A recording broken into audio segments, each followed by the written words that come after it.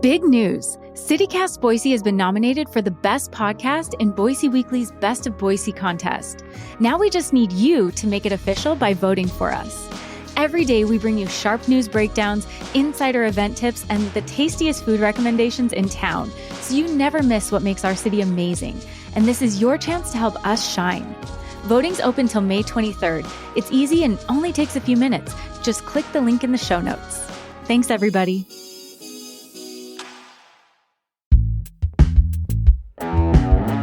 Today on CityCast Boise. For years, Idaho quietly denied thousands of kids the special education help that parents say they deserved, until a group of determined moms took a stand. We dig into how they say the state resisted reform and why the parents had to take their fight all the way to the federal government. It's Thursday, May 22nd. I'm Lindsay Van Allen, and this is what Boise's talking about. Joining me today are Robin Zickman, founder of Decoding Dyslexia Idaho, and Ashley Britton, special education consultant. Thank you both for joining me today. Thanks, Lindsay. Thanks for having us. Robin, I really want to jump in with you because you've been working here for years and years on special education access. So what was your first red flag that something wasn't working in Idaho's special education system?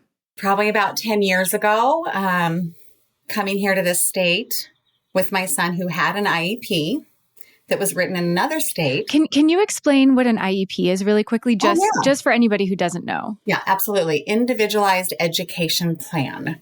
It is federally mandated through special education law, which Ashley can speak to much better than I, but basically it's a document put in place for children that have needs outside the general education offerings. So an IEP, Individualized Education Plan, which we had in place in the state of Colorado. We came here to Idaho when he was in second grade, and I let my special education teacher know my son's dyslexic. And she said, we don't call it dyslexia in Idaho, but that's okay. We can still service him. And I thought, major red flag, because you do call it that.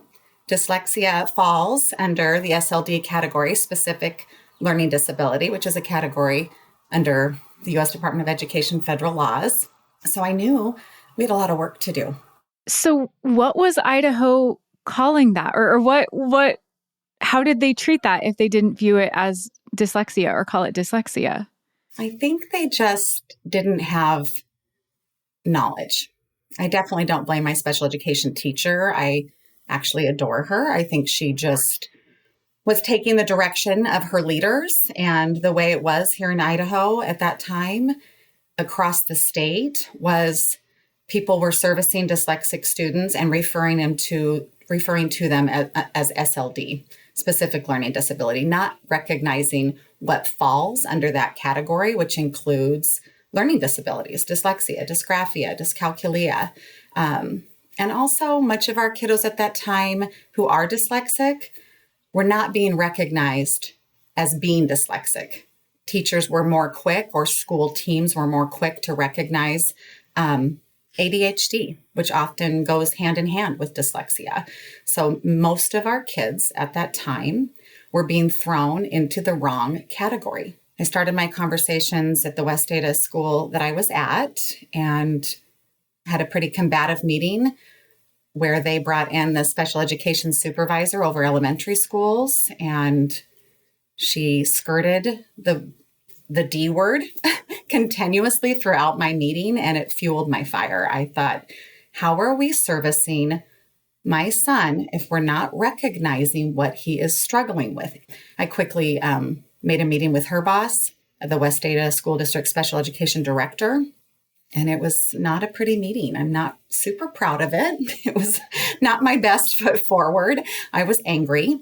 And she asked me to basically take a deep breath and let me know that I take my direction from the State Department of Education and our legislation. So if you've got an issue with how we're running things, you need to take it up with them. And I thought, okay. So this was common back in the day across the country, that schools weren't labeling it as dyslexia because dyslexia is actually a medical diagnosis. And so schools are reluctant to put a label on what the child has because then they feel like they are giving them a medical diagnosis and they aren't actually qualified to give that diagnosis. So they have to say things like, he has characteristics consistent with dyslexia, and then that skirts the issue. But nobody was training anyone in Idaho to say, you can say dyslexia. This is consistent with dyslexia, and refer parents for, outside diagnoses that way. But that was why they wouldn't say the D word, because they thought they weren't allowed to. Oh, thank you so much for that clarification. And Robin, was this the impetus that really pushed you to found Decoding Dyslexia Idaho? And can you tell us more about the work that you do with that organization and the impact it's had for Idaho families? Yeah, sure. Absolutely. It's what fueled my fire. I had done some research and I ran across this movement called Decoding Dyslexia. I didn't start the movement. It was started by a group of passionate parents and educators out of New Jersey in 2011. And I learned quickly that there was no Idaho State chapter. So I started it and asked for a meeting with the director of special education at the state. At the time, it was Dr. Charlie Silva. And Decoding Dyslexia Utah state leaders came over to join me for that very first meeting.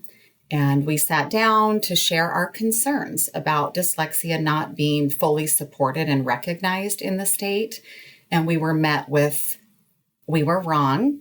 Idaho has everything in place for dyslexic students. We're not really sure what you're talking about, Robin. And basically brushed me off and hoped that I would go away.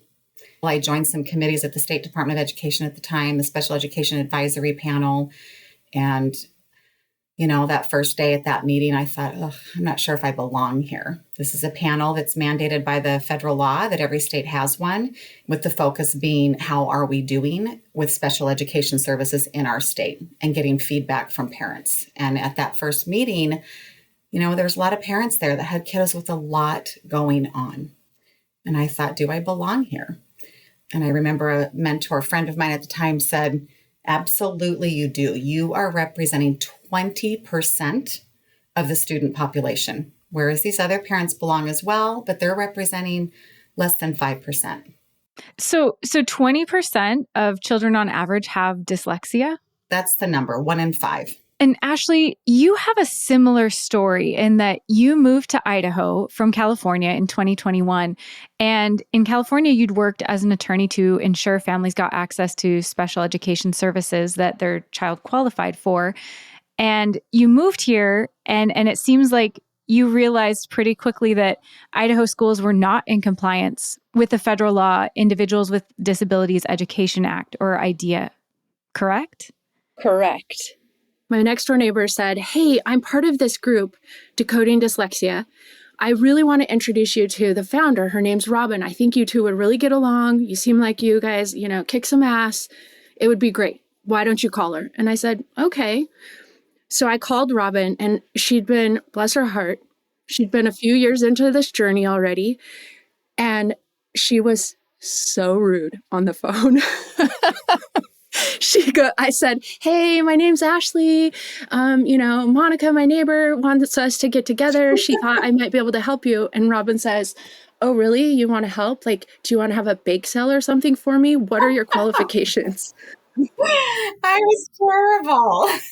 I'm just going to let that slide. I was burnt out and I had so many people calling, all volunteers. So I had people calling like, let me help. And then it would constantly fizzle. Nobody was really ready to dig in and partner with me. And oh boy, howdy, thank goodness they actually didn't give up on me because she followed through. She's like, she didn't take my rude phone call and hang up, and rightfully you should have.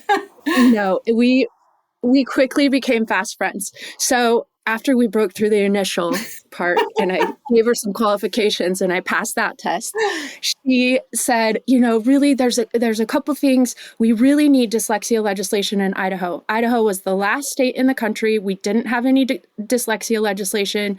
And I said, okay, well, I know the lady who is running to be our state superintendent of education. How about I call her and see what she says and what we could do in order to get dyslexia legislation passed. And so Debbie Critchfield was that lady. She was running for state superintendent against the two-term incumbent Sherry Ibarra. And I just called her on her cell phone and said, hey, what can you do to help? And she said, let me come up there. I'm happy to meet with you guys and let's talk about it. She drove from her house in Oakley up here to the Boise area. And she sat down with me and Robin, and there was like 10 people there, right, Robin? Yeah, it was amazing. She came and sat at my dining room table, and Debbie was a hero in that moment. But I still was skeptical. I didn't trust anybody. I thought, who are these people? I've heard a lot, and no one's following through. Right. But Debbie did, and she introduced Robin to Senator Carl Crabtree, who was the chair of the Senate Education Committee at the time, who just sadly passed away. And he championed this movement for us, and he followed through. And that next term, we passed dyslexia legislation. And it was a really happy day here in Idaho. I was very happy. But before that, the first time I knew something was terribly wrong with Idaho's education system, Robin asked me to join her for my very first IEP here in Idaho. And it was a family in Emmett. It was a single mom with 2 kids. Her son was a junior in high school, and he couldn't read. He's a junior in high school. Had a diagnosis of dyslexia. Mom had been fighting for over a decade, trying to get some supports in place. She came out of pocket, which I knew was a stretch for her, to get a full neuropsych evaluation, giving him that diagnosis of dyslexia. And the school just poo-pooed it and never did provide a single goal that was going to close any gaps for him. So he was just simply pushed through the system.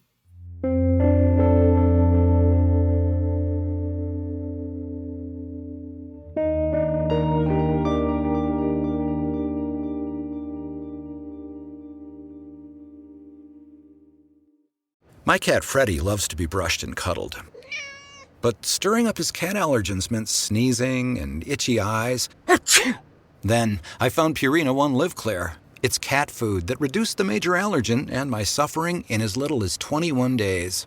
Now, we feel closer than ever. If you have issues with cat allergens, you really need to try Purina One Live Clear. Try new Purina One Live Clear today. Purina One, a difference from day one. Here at the Almond Joy Factory, where tropical vibes abound, we use soft, fresh-tasting coconut. The crunchiest almonds and delicious chocolate candy. Ah, but do you know what our most important ingredient is? Sometimes you feel like a nut. Sometimes you don't. Almond Joy's got nuts and something even way better than that. Yes, Almond Joy is made with almonds and joy. So, Ashley, how did Idaho's interpretation of these disability laws differ from what you knew that the federal law required? There's certain requirements or tests that you have to pass in order to qualify for an IEP.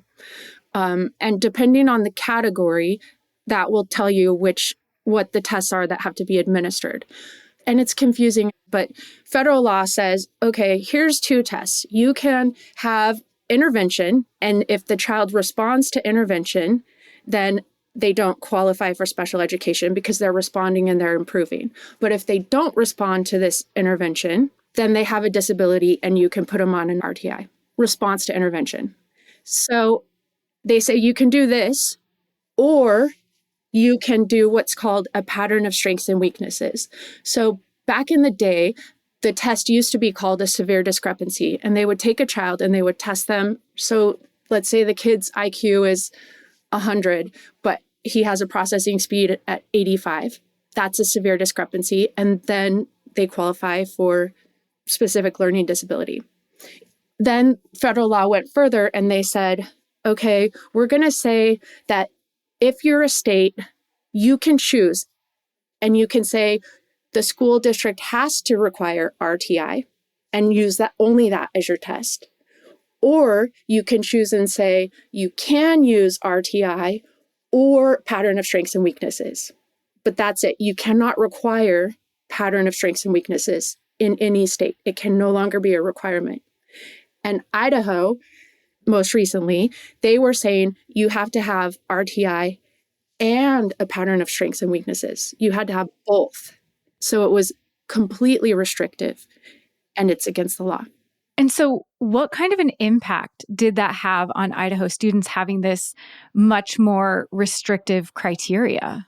Oh my heavens, time and time again, I started to, do advocacy work to support families. I'm not an expert, but my journey for my own son had been so long. I'd learned a few things and I thought, gosh, I want to share this. So I thought, well, I'll just start joining parents. They shouldn't go into these meetings alone. And then when Ashley got to town, I said, please come with me. I don't have your knowledge.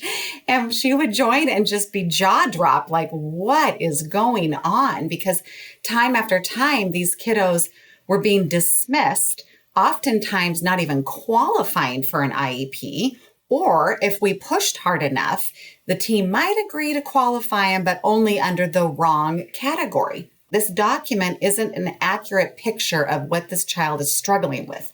A teacher gets handed this document, they're required to read it. We all know our teachers have way too much on their plate. Okay, this is an ADHD kid in general, and not get to the root cause. This is a child with a reading disability, dyslexia. I think it was more than a decade that our special education manual had been written, not being aligned with IDEA federal law. So Ashley did some research. Remember, Ashley, it was like Idaho State was the only state who had the largest number of children qualified under OHI. So Ashley raised that. We had a phone call. Well, so yeah, Ashley, so once you realized this discrepancy, was the state receptive? I know you also had to go to the federal government. Like, what did this process look like? Okay, so first I went to my school district, which was West Ada School District. And I had a meeting with our special education director and their attorney. So I went in and I said, hey, you guys, we have a real problem here because this is what federal law says, and this is what our state manual says, and they're in violation. And the attorney for West Ada, bless her heart, she says, well, Ashley, I know the difference between an and an or. I mean, I'm a lawyer, but honestly, like, what's the big deal? Kids can qualify under OHI. And I said, yeah, but again, Idaho is the only state where we have the majority of kids qualified under other health impairment, and every other state has specific learning disability. How can you explain that discrepancy, that statistical anomaly? And she said, maybe Idaho's the only state that's doing it right, and every other state is doing it wrong. And I said, we're done then. Thanks for your time. And I left. Because there's no point in arguing something like that. They're not even willing to listen. So then Robin and I called and scheduled a meeting with our State Department of Ed. It was Dr. Charlie Silva, who was the director of special ed at the time, and Julie Mead, who was the director at SESTA, which is the special education support. And they couldn't see that they were violating federal law by requiring a severe discrepancy. Well, and one of the reasons that I wanted to have both of you on is there was a ProPublica and Statesman article about this issue, about all the work that both of you have done, in light of the fact that it looks like the U.S. Department of Education is at risk of being dismantled, in the process of being dismantled. It's not entirely clear. And so what kind of an impact could that have on Idaho students if that federal oversight goes away or is drastically weakened? What specific protections or resources could Idaho families lose if we don't have Debbie Critchfield, who is open to listening to this, in office? What do we stand to lose? I'm not sure entirely what we would stand to lose. The federal law is the federal law is the federal law. And if you enforce it because OSEP steps in and enforces it, or if a family wants to sue and have a judge issue an order so that it gets enforced, I mean, the end result hopefully would be the same. It's complicated by the fact that here in Idaho, we don't have a single attorney who practices special education law for families. So there's hardly any due process filings. Families lose everyone that they file themselves. I've had several families as an advocate. I've had a handful of families wanting to go that route and a few that have, but they've had to bring in attorneys in other states because we do not have attorneys in Idaho that represent parents. And I'm not a sue happy parent. I want to fix the problem, and I don't want to have to fix it through lawsuits. I just want to do what's right for kids. And I think we can do what's right for kids, but these school teams lawyer up quite quickly and parents are intimidated and ultimately just kind of go away. And we continue to push kids through the system and hand them a diploma illiterate. So to her credit, I love Debbie. She's just started a new pilot program. It's an idea that she's expanded on. It started as a smaller idea that I brought to her, and she's piloting it in North Idaho.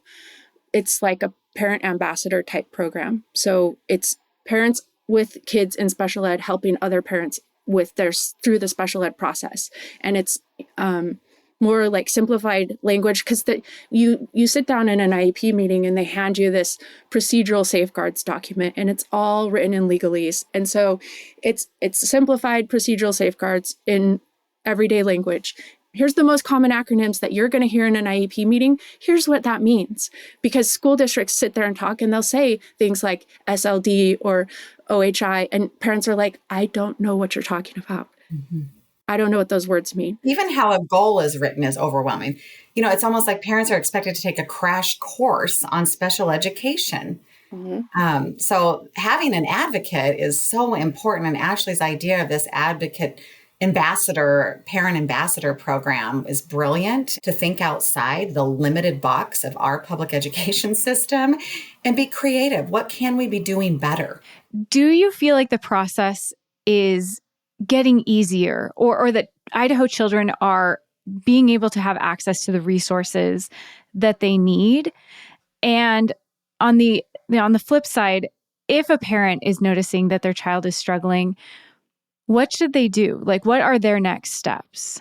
I can tell you that the climate of special education, as a parent myself with a child who's still on an IEP, and as an advocate that literally attends meetings virtually across the state, still today without Ashley, which is heartbreaking, but I do it. But it is better. It is really better. It's called an IEP team, and the team includes the parents.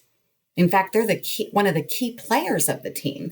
And we didn't used to feel that way. We would get to the table and it was definitely that they were a whole team of people. And then you got mom by herself a lot of times, and they would slide over a box of Kleenex.